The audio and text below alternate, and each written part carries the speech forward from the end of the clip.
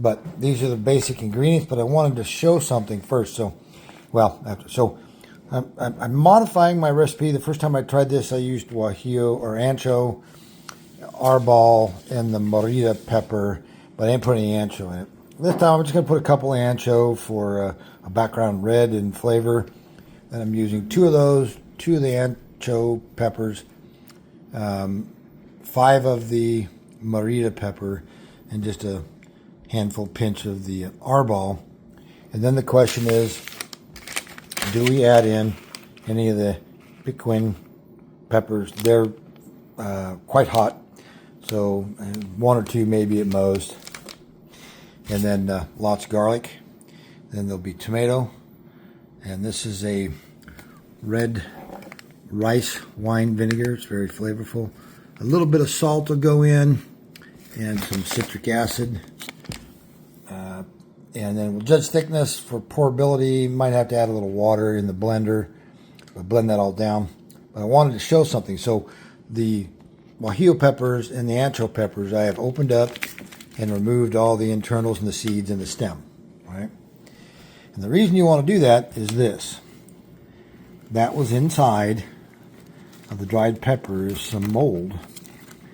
And so this one's not usable. You want to be careful to de-seed your peppers, number 1, because it'll make them bitter.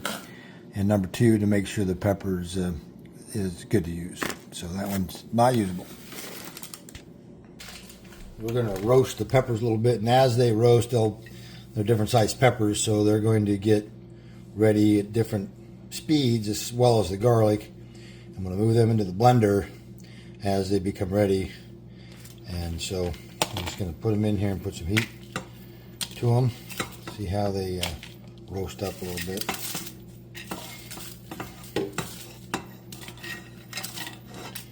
I'm going to put them all in there. That's what I did last time. I did have a little oil in there last time. I'm not sure yet if I'm going to add that.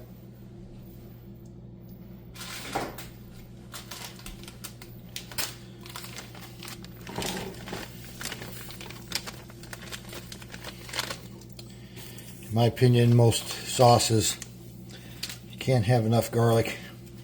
So plenty of garlic is a good option, but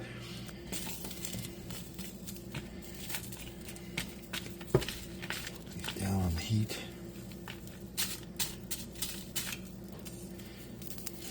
I'm going to take that pepper out.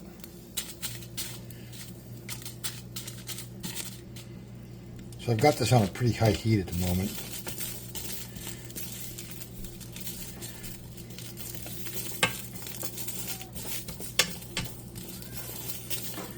I may want to put some oil in. Add a little bit all over that, just to keep these garlics from sticking.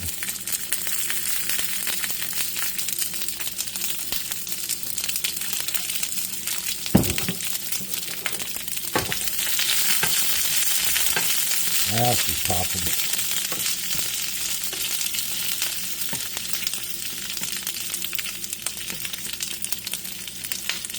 This part's always been a difficult part for me. I tried broiling some peppers one time, and you'd be surprised how quickly they turn into charcoal.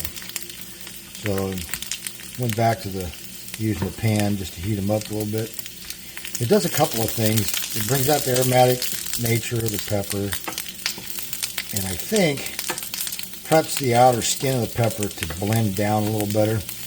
I mean, they get soft as they get warm, but if you let them cool from being warm, they become very brittle, and you can make them like better. Like if you're going to make a chili powder, you'd want to roast these guajillos prior to blending them down for a chili powder, because they'll powder better after they're roasted. And see how those get pretty dark pretty quick? I'm going to go ahead and move those out.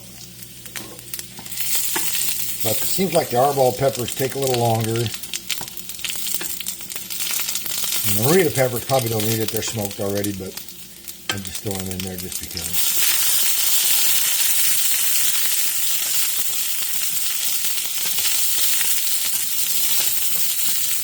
The garlic has become very aromatic. So we're just about done here.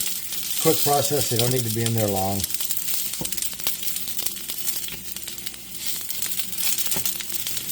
Yeah, we're done.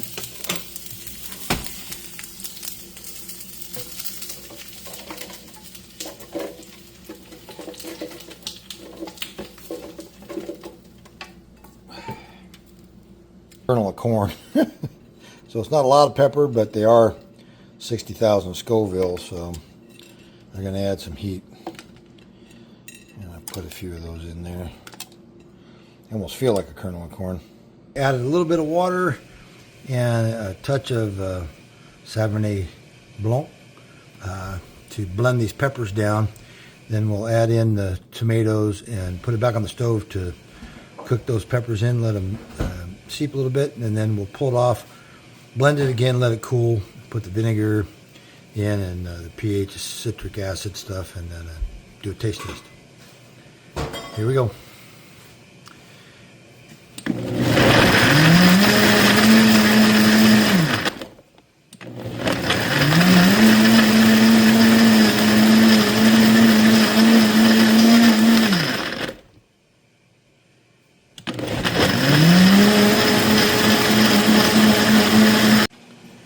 Okay, I added a can of tomatoes. I'm going to blend those in.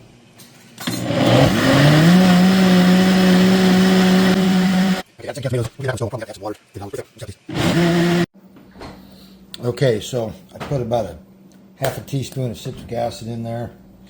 I'm going to do probably 2 tablespoons of this vinegar.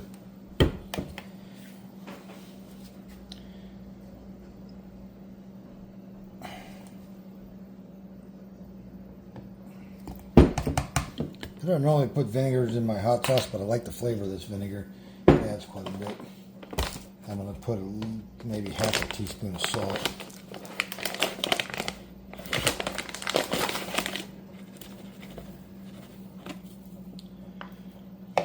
And it's a little on the thick side, so I'm going to add just a touch of water, and I'll blend it, and then we're going to taste it.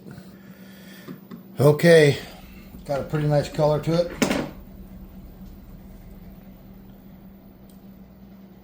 It's consistency is pretty good. Definitely smells good. Question is, how hot is this? So here we go. Well, it's got some heat to it. I don't think it needs to be any hotter, but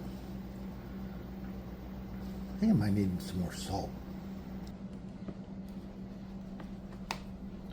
I'm going to add a little bit more vinegar, I think, just to blend that flavor in. It is quite a bit more.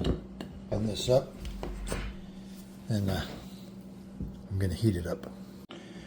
Okay, so heating it up, keeping it stirred, and then we're going to bottle this. And since you can't do a boil with woozy bottles, the caps get funny.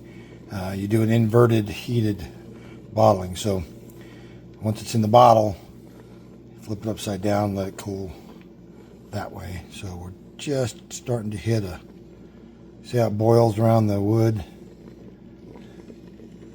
That's just about where you want it. Now, as it was cooking, I had to add water as I went along to keep it from getting too thick, because it was, steaming some of it off. So anyway, the cooking also blends those flavors together, and then as it cools and becomes cold, the flavors set, almost like the next day chili kind of effect. So I think we're hot enough there. We're going to go ahead and start bottling. Okay, so things are bottled. This was the dredge, the final little, that's what I had left after bottling this guy, which is I think it's a 32 ounce. This is going to the Christmas luncheon at work. And then I've got 6 of the 5 ounce Uzi bottles filled, flipped upside down. I did put drippers in there, and hopefully they seal up that way. And then we'll put labels on them, and they're good to go.